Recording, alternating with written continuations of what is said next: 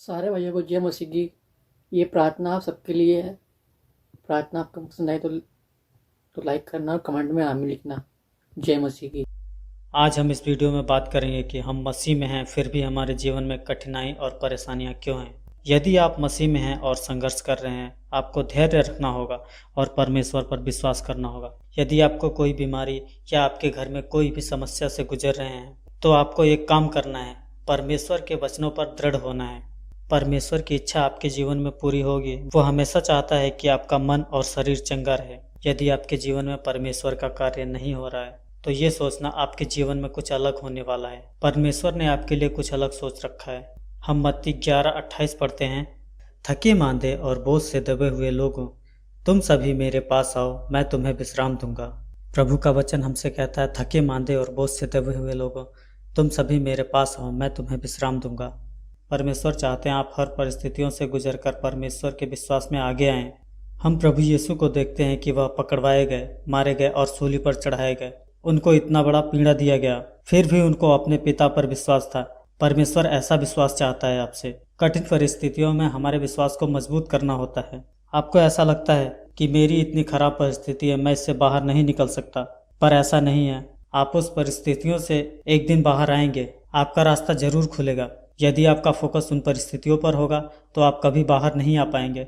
उन कठिन परिस्थितियों से आप ध्यान हटाएंगे तो आप जरूर उससे निकलता हुआ पाएंगे। हम पढ़ते हैं याकूब 1:12 में, धन्य है वह जो विपत्ति में दृढ़ बना रहता है, परीक्षा में खरा उतरने पर उसे जीवन का मुकुट प्राप्त होगा, जिसे प्रभु ने अपने भक्तों को देने की प्रतिज्ञा की है। परमेश्वर आपका फ्यूचर जानता है। इस कठिन परिस्थितियों से गुजरने के बाद आपको परमेश्वर की ओर से क्या रिवॉर्ड मिलने वाला है, इसको सिर्फ परमेश्वर जानता है। परेशानी में हम भूल जाते हैं कि हमारा मसीह इन सभी परिस्थितियों से बढ़कर है। इन निगेटिव बातों से अपना ध्यान हटाकर परमेश्वर की तरफ लगाएं, आपको जरूर आशीष मिलेगी। हम पढ़ते हैं पहला पत्रस 1:7 में, यह इसलिए होता है कि आपका विश्वास परिश्रमिक खरा निकले। सोना भी तो आग में तपाया जाता है, और आपका विश्वास नश्वर सोने से भी कहीं अधिक मूल्यवान है। इस प्रकार ईसा मसीह के प्रकट होने के दिन आप लोगों को प्रशंसा, सम्मान तथा महिमा प्राप्त होगी। यीशु मसीह यहाँ तक आज्ञाकारी रहे, हे पिता, इन्हें क्षमा कर, ये नहीं जानते कि क्या करते हैं। कि उन्होंने क्रूस की मृत्यु भी सह ली, क्योंकि उनका विश्वास अपने पिता पर था। इसलिए अपने विश्वास को बढ़ाएं। हमारा परमेश्वर इन कठिन परिस्थितियों से बड़ा है। आपको विश्वास रखना होगा कि मेरा परमेश्वर इन कठिन परिस्थितियों से बड़ा है, मेरे को जरूर छुड़ाएगा और आप जरूर आशीष पाएंगे।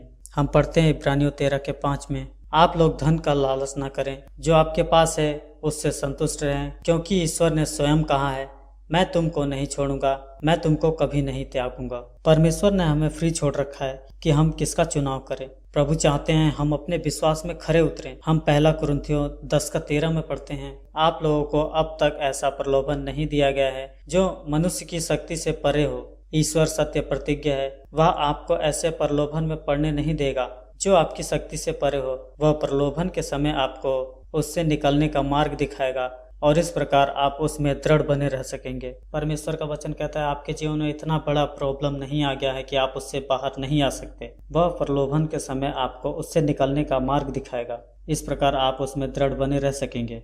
हम उन कठिनाइयों को, उन परिस्थितियों को देखते हैं जो हमारे सामने हैं, लेकिन परमेश्वर हमारा भविष्य देखता है। वह जानता है कि आगे इसके लिए क्या करना है। परमेश्वर का वचन कहता है, तुम कठिन परिस्थितियों से निकल जाओगे तो जीवन का मुकुट पाओगे। परमेश्वर आपको प्यार करता है, वह जानता है कि आपके लिए सबसे उत्तम क्या है, आपके लिए अच्छा क्या है। तो इन बातों पर ध्यान रखें और अपने विश्वास को मजबूत करें। आप जहाँ कहीं भी रहें, परमेश्वर की महिमा प्राप्त करें। जय मसीह की।